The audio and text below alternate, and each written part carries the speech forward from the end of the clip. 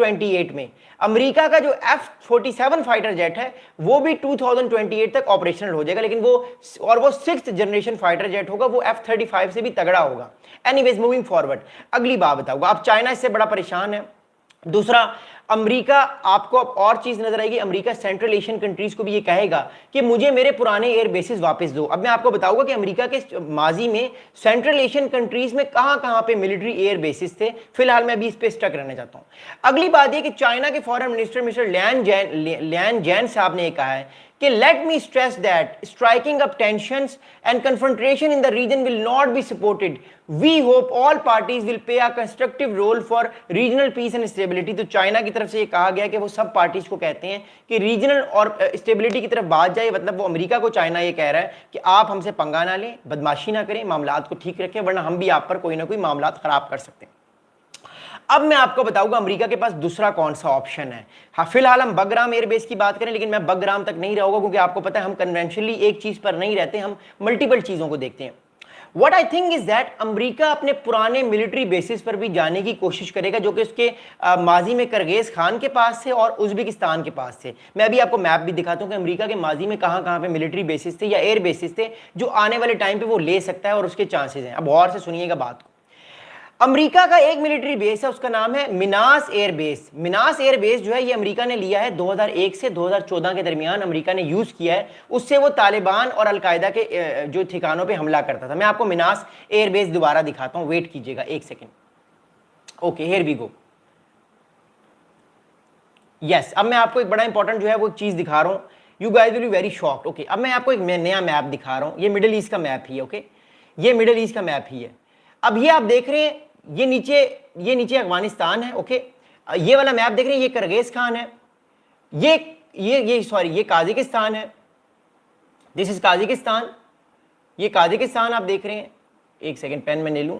ये काजिकिस्तान आप देख रहे हैं और ये किर्गिस्तान है, ये किर्गिस्तान है, ये तुर्कमानिस्तान है, ये उज्बेकिस्तान है, ये ताजिकिस्तान है और नीचे ये अफगानिस्तान आप देख रहे हैं, ये अफगानिस्तान नीचे है और ये चाइना है, ये चाइना है। This is China. अब अमेरिका के माजी में 2001 से लेकर 2014 तक अमेरिका के पास ये वाला एयर बेस था। ये वाला आप देख रहे हैं, किर्गिज खान के पास जो एयर बेस है, ये वाला अमेरिका के पास एयर बेस था। अब इस एयर बेस से अमेरिका क्या करता था मैं आपको बताता हूं। ये वाला एयर बेस अमेरिका के पास 2001 से लेकर 2014 तक ये एयर बेस अमेरिका के पास है, जहां से अमेरिका जो है वो अपनी मिलिट्री स्ट्राइक्स करता था अपने एनिमीज के अगेंस्ट। इस एयर बेस का क्या नाम था? इसका नाम था मनास ट्रांजिट एयर बेस। मनास एयर बेस था, कहने का मतलब ये अमेरिका अपनी यहां से कार्रवाइयां करता था। अब इस एयर बेस से अमेरिका क्या करता था? अफगानिस्तान का जो नॉर्दर्न इलाका है सारा, ये वाला मैं आपको दूसरा मैप आसानी के लिए दिखाता हूं। अमेरिका क्या करता था इस एयर बेस से? एक सेकेंड, मैं रिमूव कर दूं। अमेरिका का जो ये वाला एयरबेस है, मनास वाला एयरबेस, मैं आपको दोबारा मैप दिखा देता हूं ताकि आपको समझ आए थोड़ा सा। अमेरिका इस एयरबेस से क्या करता था? जो किर्गिज खान में था मनास एयरबेस, अमेरिका इससे ये करता था।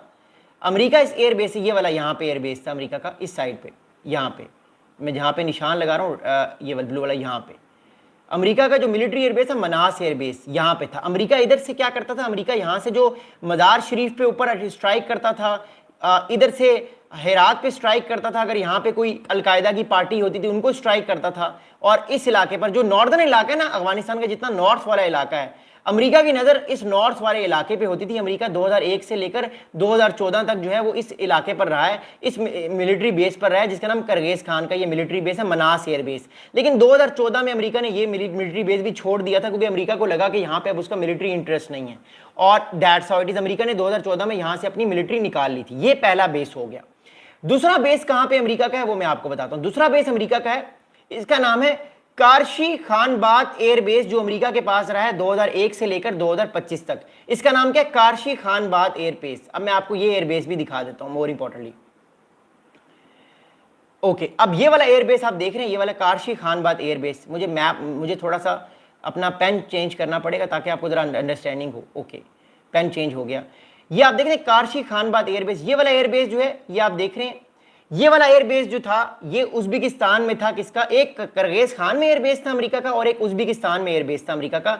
यहां से अमेरिका जो है मोर इंपॉर्टेंटली जो है वो अटैक करता था यहां से अमेरिका जो है मोर इंपॉर्टेंटली जो है वो नीचे स्ट्राइक करता था अफगानिस्तान में। तो अमेरिका के पास ऑलरेडी ये 2 एयर बेसिस थे जो माजी में अमेरिका ने यूज किए। एक एयर बेस का नाम है मनास एयर बेस, जो कि करगेज खान में वो अपने मिलिट्री स्ट्राइक्स के लिए यूज करता था, जो नॉर्दर्न अफगानिस्तान का नॉर्दर्न इलाका है, वहां पे अटैक्स करके अलकायदा को या तालिबान को फारिग करता था, क्योंकि उस टाइम तो तालिबान की गवर्नमेंट नहीं थी ना, उस टाइम तो अमेरिका की गवर्नमेंट थी, अशरफ गनी साहब थे और ये दूसरा खाता था सारा, और नॉर्दर्न अलायंस की गवर्नमेंट थी। और जो दूसरा इसका एयरबेस है कारसाद वाला एयरबेस, जो कि उज्बेकिस्तान में था, ये एयरबेस 2001 से 2005 तक रहा है। ये एयरबेस 4 साल तक अमेरिका के पास रहा है, लेकिन इस एयरबेस से अमेरिका ने कोई इतनी खातिर ख्वाह काम नहीं किया। असल काम इसने किया उज्बेकिस्तान के एयरबेस से, और उसके बाद बगग्राम एयरबेस था।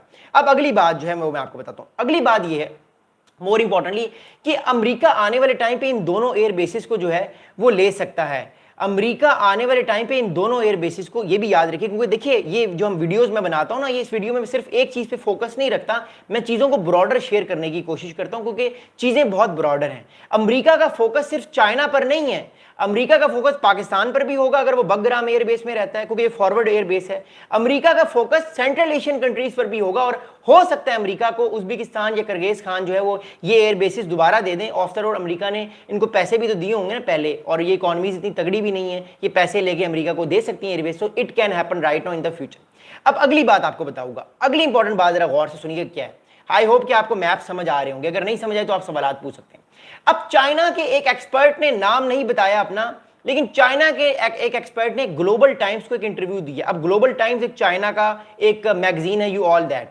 चाइना का जो ग्लोबल टाइम्स का एक मैगजीन है, उसमें चाइना की एक मिलिट्री एक्सपर्ट ने ये बात की है, नाम बताए बगैर, that Trump decide for the US military to return to Bagram airbase is likely driven by the base significant strategic importance. तो चाइना भी ये समझता है कि जो बगग्राम एयरबेस है ये वाकई बहुत इंपॉर्टेंट है। इससे अमेरिका चाइना की मिलिट्री एसेट्स पर भी नजर रख सकता है, पाकिस्तान पर जो सी पैक में चाइना कर रहा है उस पर भी नजर रख सकता है, ईरान पर भी नजर रख सकता है, और ऊपर सेंट्रल एशियन कंट्रीज पर भी नजर रख सकता है कि वहां पे क्या कार्रवाई कर रहा है चाइना, रेयर अर्थ मिनरल्स कैसे निकाल रहा है चाइना, और उस सारे मामलात को अमेरिका सर्वेलेंस करके, जिस तरह आपको याद होगा जब पहली कोल्ड वॉर हुई थी, कोल्ड वॉर 1.0 1945 से 1991 तक पाकिस्तान अमेरिका और सोवियत यूनियन के दरमियान, उस कोल्ड वॉर में पाकिस्तान में बहुत सारे बेसिस थे अमेरिका के, बगग्राम एयरबेस भी अमेरिका के पास था। इन एयर बेसिस से अमेरिका स्पाई करता था सोवियत यूनियन के सारे इलाकों को, और सोवियत यूनियन की स्ट्रेटजी को समझने की कोशिश करता था। गालिबन अमेरिका दोबारा उसी कोल्ड वॉर मेंटालिटी में दोबारा आ गया कि वो भी अब बेसिस बनाएगा और चाइना को देखने की दोबारा से कोशिश करेगा। लेकिन इस बार चीजें डिफरेंट हैं, इस बार जो है वो तारीख का पांसा डिफरेंट है। इस बार हम ड्रोन्स देखते हुए नजर आएंगे, अमेरिकन ड्रोन्स उड़ा करेंगे चाइना की एयर स्पेस पर, कभी वो वायलेट करेंगे कभी वो नहीं करेंगे, but it is going to happen in the upcoming days. अब अगली बात सुनिएगा, अगली बात ये है मोर इंपॉर्टेंटली कि अमेरिका सेंट्रल एशिया में अपनी इंपॉर्टेंस कैसे बढ़ा सकता है। देखिए अमेरिका ने सेंट्रल एशिया को कभी भी इंपॉर्टेंट नहीं समझा, वाई, उसकी बात मैं बताता हूं। अमेरिका ने सेंट्रल एशिया को क्यों इतना इंपॉर्टेंट नहीं समझा, बिकॉज सेंट्रल एशिया में चाइना या कोई और बड़ी पावर का कभी इंफ्लुएंस उस तरह नजर नहीं आया, क्योंकि अमेरिका को यह पता था कि चाइना अगर एक्सपैंड करेगा भी तो या तो वो इंडो पैसिफिक में करेगा, ताइवान को लेगा, या साउथ चाइना सी में करेगा। लेकिन जब उसने देखा कि चाइना तो अब ऊपर से भी आ रहा है ना, चाइना तो अब मोर इंपोर्टेंटली सेंट्रल एशिया में भी अपने इन्फ्लुएंस कायम कर रहा है, कजाकिस्तान, करगेज खान, इन कंट्रीज के साथ अपनी यूनियन बना रहा है, अपने आप को तगड़ा कर रहा है। दैट्स वाई अमेरिका ने कहा कि मैं भी दोबारा से सेंट्रल एशिया में अपना इन्फ्लुएंस बढ़ाता हूं, यहां पे बेसिस बनाता हूं ताकि मैं चाइना को चेक कर सकूं, और अमेरिका बना लेगा, it's just a matter of time. अगली बात सुनिएगा, अगली बात यह है कि मोर इंपॉर्टेंटली अफगानिस्तान के एक स्कॉलर हैं, इन साहब का नाम ये है, इन साहब का नाम जो है वो नव्वर है। अफगानिस्तान के एक बहुत इंपॉर्टेंट पॉलिटिकल स्कॉलर हैं, ये किताबें भी लिखते हैं, आर्टिकल्स भी लिखते हैं। इन साहब का नाम है नव्वर। नव्वर साहब ने एक बहुत इंपॉर्टेंट बयान दिया है एक अखबार को, एक जरीदे को, वो मैं आपको बताता हूँ।